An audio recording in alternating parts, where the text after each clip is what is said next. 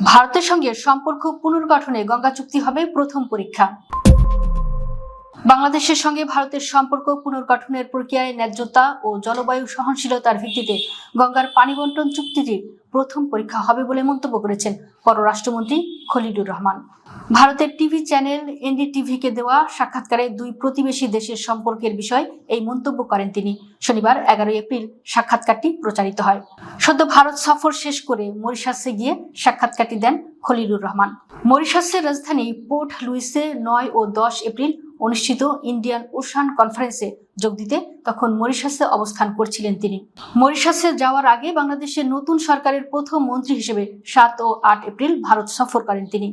দিল্লিতে ভারতের পররাষ্ট্রমন্ত্রী এস জয়শঙ্করের সঙ্গে বৈঠক ছাড়াও ভারতের জাতীয় নিরাপত্তা উপদেষ্টা অজিত দোভাল এবং পেট্রোলিয়াম ও প্রাকৃতিক গ্যাস মন্ত্রী হরদীপ সিং পুরীর সঙ্গে দেখা করেন খলিলুর রহমান। 1996 সালে স্বাক্ষরিত 30 বছর মেয়াদী গঙ্গার পানি বন্টন চুক্তির মেয়াদ চলতি বছরের ডিসেম্বরে শেষ হতে যাচ্ছে। চুক্তি চলমান থাকা অবস্থায় বাংলাদেশের দিক থেকে শুষ্ক মৌসুমে পানি না পাওয়ার অভিযোগ ছিল। মেয়াদ শেষ হওয়ায় এখন চুক্তির মেয়াদ বাড়াতে হবে কিংবা নতুন চুক্তি করতে হবে। দুই দেশের সামগ্রিক সম্পর্কের ক্ষেত্রে এই চুক্তি কতটা গুরুত্বপূর্ণ জানতে চাইলে খলিলুর রহমান বলেন, গঙ্গার পানির সঙ্গে আমাদের সম্পর্কটা বাঁচা মরার। আমাদের পুরো সভ্যতা ও জীবিকা গঙ্গার পানির প্রাপ্যতার উপর নির্ভরশীল। আমরা একটি সংশোধিত চুক্তি দেখতে চাই যা মানুষের জরুরি প্রয়োজন মেটাতে পারবে।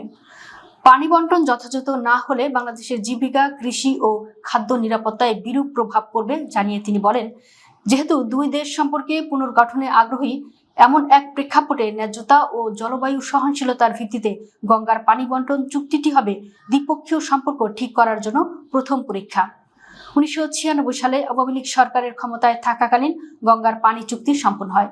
2024 সালের জুলাই গণঅভ্যুত্থানে আওয়ামী লীগ ক্ষমতাচ্যুত হওয়ার পর অন্তর্বর্তী সরকারের সময় তলানিতে ঠেকে ঢাকা দিল্লি সম্পর্ক। এর আগে বাংলাদেশ ভারত উভয় দেশেই ভিসা প্রদান সীমিত করেছিল। দিল্লির আলোচনায় ভিসা প্রসঙ্গ এসেছিল কিনা জানতে চাইলে পররাষ্ট্রমন্ত্রী বলেন, ভিসার সমস্যা দুই দেশেরই ছিল। বাংলাদেশের নতুন সরকার দায়িত্ব নেওয়ার 3 দিনের মধ্যে ভারতের সব ধরনের নাগরিকদের জন্য ভিসা চালু করেছে। ভারতও একই ধরনের পদক্ষেপ নেবে এমন আশা জানিয়ে তিনি বলেন, উদাহরণ হিসেবে বলতে পারি, বাংলাদেশের বিপুল সংখ্যক মানুষ চিকিৎসা ভিসার উপর নির্ভর করেন। যখন ওই ভিসা পাওয়া বিঘ্নিত হলো, মানুষ তখন বিকল্প খুঁজতে শুরু করলো। এর ফলে দুই দেশের সম্পর্কের গুরুত্বপূর্ণ একটা সুতা ছিঁড়ে গেল। বাংলাদেশ চীনের সঙ্গে সম্পর্ক আরো ঘনিষ্ঠ করলে ভারতের উপর কি প্রভাব পড়তে পারে এ বিষয়ে খলিলুর রহমান বলেন, ভারত কিংবা চীনের সঙ্গে বাংলাদেশের সম্পর্ক শুধু এক পক্ষের লাভের নিরিখে পরিচালিত নয়।